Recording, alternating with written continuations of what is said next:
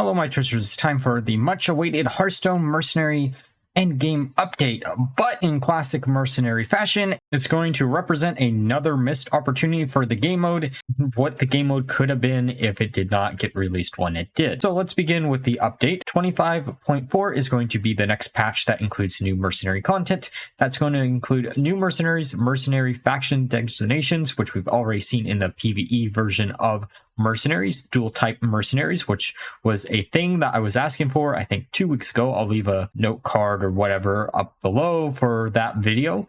And the all new end game system of Mythic Boss Rush. But this all sounds great, right? No, this is going to be the final update for Mercenaries. This was not the update that I wanted to see when I woke up this morning. I've been waiting for the Mercenary update for quite a while now, and the fact that the game mode is basically dead, I don't know what that means for the future of the game mode on the channel, but we'll go into that at the end of the video. Let's focus on the good parts of this update. The first thing is going to be 6 new mercenaries are going to be joining the village. We have 3 of them right here, which is Mr. Bigglesworth, Arthas, and Kel'Thuzad. And while we don't have the pictures of the other 3 mercenaries that we are getting a Scourge faction designation, which makes me think the other 3 will probably also be related to the Scourge. However, I do know there are plenty of mercenaries that never made their way into the game mode that are currently in the game files that will probably never see the light of day. So who knows, the other 3 could be any of those characters too,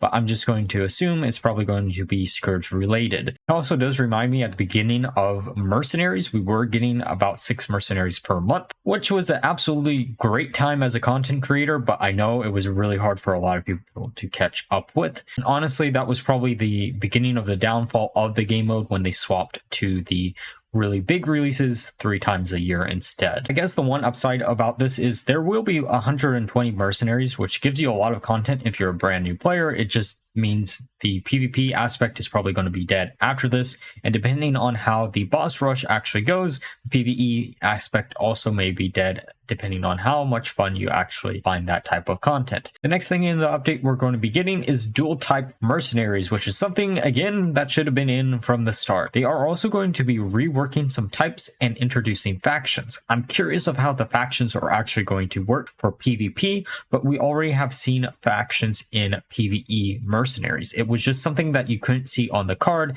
and was in the data for each individual mercenary. It makes it a lot easier to actually read, and again, it's just a change that should have been in from the start.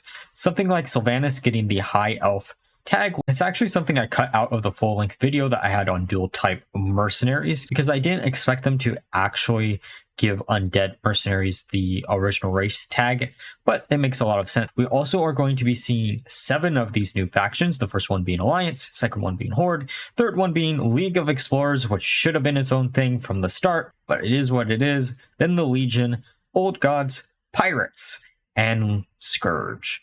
So the pirate one is probably going to matter the most out of all of these, unless they do change a lot of the abilities up for the individual mercenaries in PvP, because pirates will allow you to then use things in combination with each other, such as patches with Gul'dan, so you can increase the fell damage that you can do each individual turn by quite a large number. And while it doesn't really increase much in PvE either, it does increase the readability of the game mode and is a much needed change for it to, I don't know, die slower than it is going to be. The next change we are going to be seeing is Mythic Boss Rush. This will serve as the final system update for Mercenaries, and it will serve as the endgame content. The game will randomly generate a gauntlet of bosses with random effects that will allow you to increase your renown and push your mercs beyond their limits. Mythic Boss Rush is going to be weekly content, and a new boss rush will unlock every day throughout the week until a reset at the end of the week. Instead of the normal nodes that we have in the PvE version of Mercenaries, we are going to have 3 boss fights in a row, leading up to a final boss fight that will be 2 bounty bosses at the same time. This could be really challenging sometimes, and sometimes it will be incredibly easy depending on what bosses you randomly do generate. The downside of this is the fact that it probably replaces the event system that we actually had in place. I know it isn't really confirmed in this, however, it would make a lot of sense. This does not require Blizzard to actually have any development time on the game mode that they are going to be abandoning. abandoned, and in theory represents infinite content for those who are still sticking around for the game mode.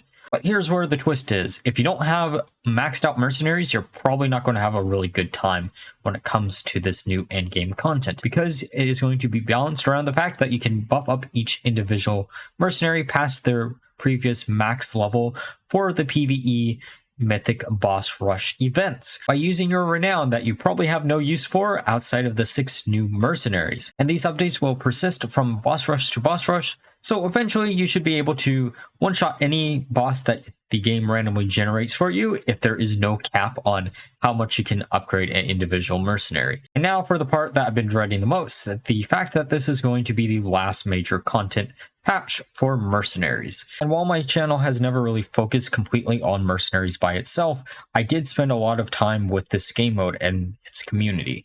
Without the community, I don't think I would have been playing this game mode for as long as I have, because that was the thing keeping it alive for me. Everyone was just so welcoming in the community, and it made me want to strive to make better and better content for it. And while this video is not the end of mercenaries on the channel, for me, it is going to mark the beginning of the end. Tomorrow we will have a mercenary video come out because I had that pre-recorded.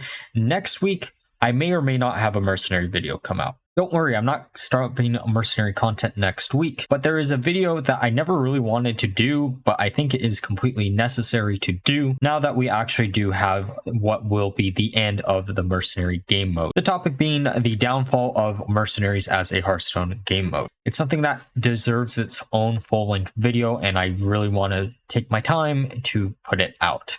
I will probably still cover the new mercenaries once they do come out, at least in a PvP aspect. However, I don't think I'm going to cover the new bounties, if there are any new bounties, for the unlocks of individual mercenary equipments. And I don't know if I'm going to cover the Mythic boss rush at all on the channel. We will see. I might, depending on how that actually turns out. I'll probably test it out on stream just to see how fun it actually is. And I also don't know how long I'm going to continue mercenaries once we do get this final batch. I'm going to try to at least have one individual team for each individual new mercenary we do get. So that should be at least 6 weeks, depending if multiple can be used in one build or not, and maybe try to use some of the other additional synergy that we will be getting through some of the other changes through the game mode. But let me know down below how you actually feel about this final update, and like always, if you enjoyed the video, please like, comment, and subscribe. Until next time, bye bye.